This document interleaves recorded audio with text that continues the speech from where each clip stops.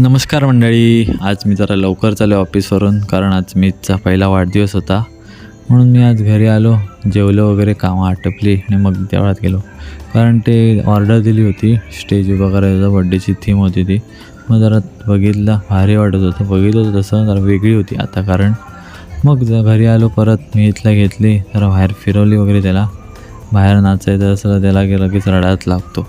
मग संध्याकाळी 5 वाजता फायनल होती आज खालचा वाटला, म्हणून फायनल बघायला गेलो. अंजनेवाल्यांचं चेटू होताच मैदानात, कारण अंजनेवाली विरुद्ध महापुरुषवाल्यांची फायनल होती. मग पब्लिक ते जामात आलेला, म्हणून आम्ही समोरच उभे होतो, कारण इथनं सगळं कवर होत होता.